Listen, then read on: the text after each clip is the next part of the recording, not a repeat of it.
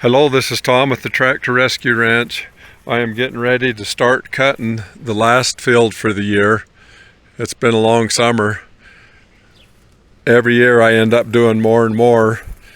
There's a real niche for people with small acreages that need hay put up, and all of the big guys that are in the commercial business of putting up hay won't touch these small acreages. They got to have lots of acres to justify it. But just going to get the last field that I've got to do this year done, unless something else comes up. I've had a couple extra projects thrown in this year that I wasn't planning on, but this spot here, I've got this swather parked here at Scott's place, my friend that lives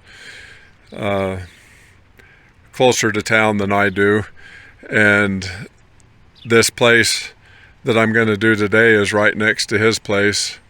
It's just, I don't know what it is, 7 or 8 acres, something like that. So it's some really beautiful grass hay. So we're going to get that cut today, and then as soon as it's dry enough, we'll get it all baled up. Okay, kind of off to a false start here this morning. I couldn't get this starter to work, and so I've got it pulled off. I'm going to be able to get it done here so that I can get this job done, but what's happening here?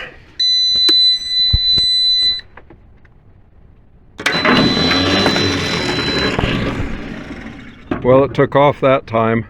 I put a bunch of lube down there on that Bendix gear, and what's happening is I've never seen one exactly like this, never had it apart, but this is what kicks the gear out, so it must be a magnetic, an electromagnet there that goes that down there. So it's lubed up now and it seems to be working, but when I put the power to it with this apart, it was trying to go down, but it wasn't going down far enough. So now it seems to be working, to going down and engaging everything. So I'll put it back together and hopefully I can make this thing work for the day and get this job done. So having a hard time with this job here. I broke down. You can see that's the bearing on the upper crimper. It just completely went out, and there's 2 chains here. You can see the drive has 2 sprockets, and one of them drives the bottom crimper and the other one drives the top crimper, and I lost the chain going to that bottom crimper. I looked all over out in the field and couldn't find it. It's possible that it came off earlier than where I noticed the problem, and with it going, with the top one turning, it might have just turned the bottom one on its own. So that might be the reason I can't find it, because I know exactly where this thing just come apart on me. So I made it into the New Holland dealer, and luckily they had the bearing in stock. So with any luck, I'll get this thing back together and get this job finished. I'm kind of worried about pulling this stuff off that old shaft. It might be kind of hard, but we'll see what happens here. I tried, but I'm having fits. This key here, you have to pull it out to get that off, and I cannot get it to move. On a machine this old, it's just rusted in there. And so I worked a deal with Scott. I'm gonna help him do some cutting to get his place cut, and then I'm gonna finish this job of mine here with this swather, since it's all here right close, and that gives me all the time in the world to get this fixed when I get done with all of the haying. So we'll probably bring you back for a little bit of that work with Scott Swather and see how that one goes. For those of you that have been watching for quite a while, know that I was helping Scott all spring getting this field planted, the seed bed working, and he ultimately ended up planting teff. And you can see, for the most part, it's pretty good results. It's patchy in some places, but pretty good results. And so it's cutting time, so I just thought I might bring you along and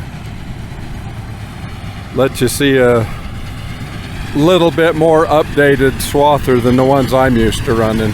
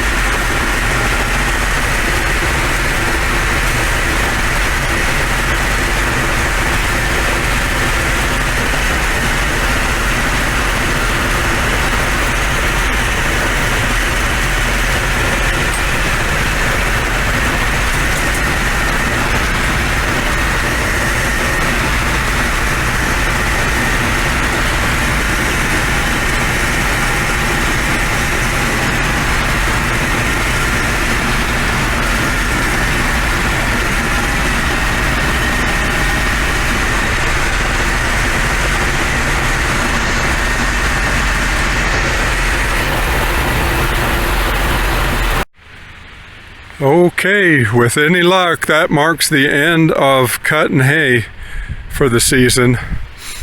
Boy, look at these beautiful windrows.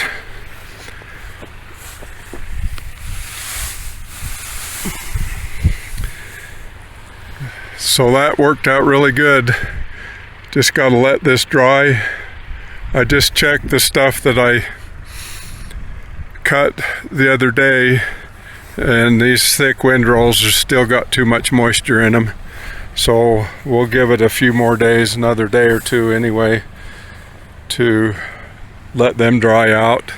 And I'll get this other field baled, and then this one, and then I will be done with haying season for the year. So appreciate you guys watching, and please like and subscribe.